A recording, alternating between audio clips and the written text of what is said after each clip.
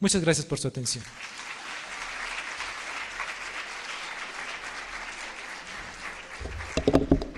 Creo que lograste el objetivo, mantenernos despierto y ajustarte a tu hora. Les agradezco muchísimo. Por obvio de tiempo, no podemos pasar a la etapa de comentarios, preguntas y respuestas. Está en puerta la inauguración del evento, de tal manera de que les damos las más encarecidas gracias, y si hubiera algún comentario o alguna pregunta y podamos ayudarlos, podemos hacerlo fuera de... Les quede un concepto muy actual y muy bueno acerca de cómo conceptualizar este manejo de la arritmia más común, o por lo menos la que nos ha dado un eje diferente y que hasta hace muy poco no podíamos hacer un tratamiento definitivo para tal.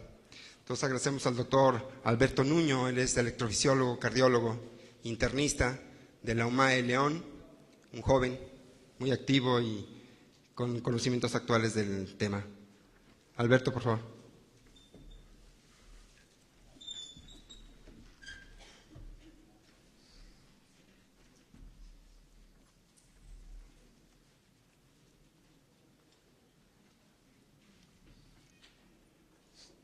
Bueno, buenas noches a todos. Muchas gracias por su asistencia. El tema que vamos a hablar, la fibrilación auricular, ha cambiado mucho en los últimos tiempos. Hay muchos conceptos nuevos que nos han permitido esclarecer el mecanismo de esta arritmia y, por lo tanto, desde luego, el tratamiento que se está enfocando en la actualidad. Voy a tratar de abarcarles en la primera fase de la plática un poco de la historia del conocimiento de la fibrilación auricular y posteriormente centrarme a lo que es el mecanismo de formación de este ritmo.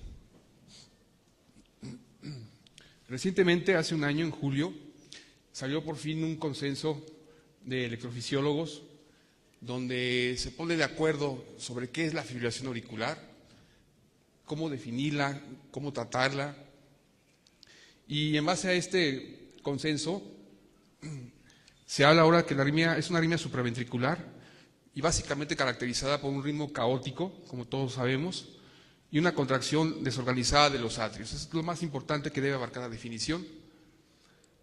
Las manifestaciones del electrocardiograma están dadas básicamente por un ritmo fibrilatorio irregular y a veces, en caso de que haya conducción AV conservada, la respuesta ventricular es de tipo también irregular. Aquí les traigo nada más una imagen tomográfica de lo que actualmente son las venas pulmonares para centrar su atención sobre este aspecto anatómico del corazón.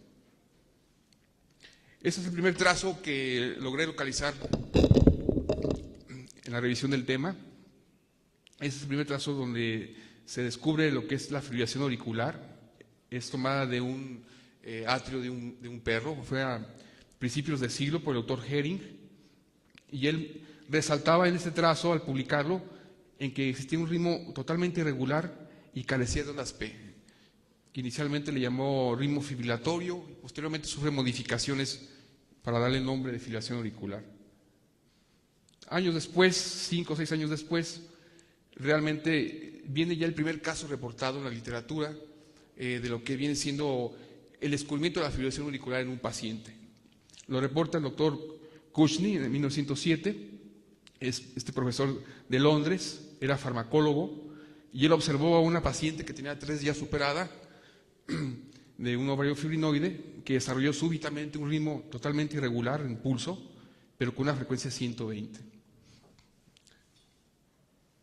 Y en esta tabla trato de a ustedes ejemplificar la historia junto con sus teorías de lo que es la fibrilación auricular.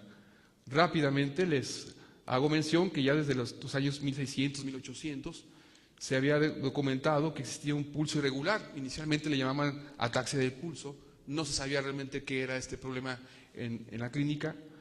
2 siglos después, esos autores, Mamilian, Vulpian, Albert, comentan que ese pulso se le debería llamar delirium cordis, que algunas veces estuvo asociado a pacientes moribundos. Posteriormente viene Laennec y Hering, donde ya más enfocados a lo que es el electrocardiograma, le nombran nada más que es un pulso irregular. Y viene con el primer caso reportado que les acabo de mencionar. Posteriormente, en estos años, en 1909, 1915, ya viene, ahora sí, lo que tratan de establecer como una correlación anatomoclínica de las observaciones experimentales y clínicas, comienzan los autores como Lewis, Weinberg, Romberg, en los años 10, 15, a emitir la primera teoría acerca de la formación de este ritmo irregular. Y ellos ya en ese tiempo hablaban que existían centros heterogéneos que producen latidos simples y taquicardias que después producen una actividad irregular, que se desorganizan, pero no se sabía en ese momento por qué era desorganizado. Posteriormente, Weinberg nuevamente apoya la teoría de Lewis hacia 1921 y ya hablan de que la fibrilación auricular está dada por focos aislados de aceleración que aparentemente tienen una influencia vagal. Y posteriormente este concepto permanece hasta los años 20, 30 y 1960 viene un autor nuevamente que es Moe y él trata de explicarnos la fibrilación auricular, que es una arritmia que está dada por múltiples ondas. Y posteriormente en el 77 Alesi habla de que la fibrilación auricular está dada nada más por un circuito principal. Realmente desde los años 60, 77, en la actualidad siempre hubo la disyuntiva si era un foco o eran múltiples focos.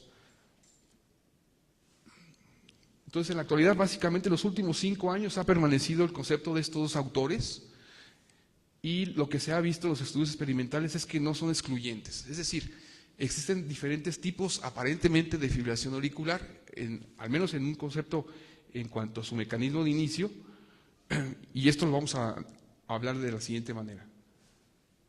Gordon Moe, que fue el primero que se acerca ya a la descripción actual de lo que es la fibrilación auricular, desarrolló un modelo matemático donde él observó que existe un frente de onda que en el curso del tiempo se fracciona y se dividen en islotes de tejido que son refractarios y cada islote de tejido tiene ondas hijas que pueden ser consideradas como independientes. Es así como la fibrilación auricular ya desarrollada sería un estado donde coincidirán muchas ondillas al mismo tiempo y que son errantes. Y deben existir algunas condiciones para su reproducción. Él hablaba de que debe existir una masa suficiente de tejido, háblese tejido auricular, deben existir periodos refractarios cortos en el tejido auricular, y así como la variación de los periodos refractarios. Desde luego, esta teoría en los años 60 fue muy difícil de reproducir en el ser humano y quedó por ser investigada más adelante. 25 años después, gracias a estudios experimentales en aurículas ya de perro y humanas incluso, se concluye que la fibrilación auricular es producto de reentradas múltiples que se distribuyen al azar y para que se perpetúe este número de reentradas múltiples son necesarias que haya de 3 a 6 ondas. Simultáneamente, ya en los años 90, 95 vienen otros autores como Heisager, donde ellos ya se centran en buscar dónde están los focos ectópicos.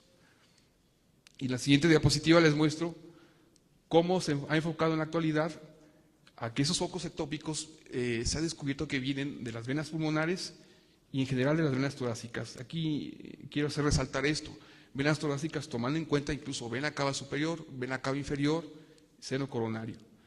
Básicamente aquí les quiero ejemplificar cómo sucede esto. Ese es el tejido de una vena pulmonar, en este lado la parte distal, la parte que conecta básicamente con el tejido auricular, y acá adentro sería la luz de la vena pulmonar, y por medio de mapas isocronales se ha visto que la actividad eléctrica que proviene de venas pulmonares tiende a ser más lenta a medida que se acerca a lo que es el tejido auricular. Y esta zona de actividad lenta es la que produce a veces las ondillas.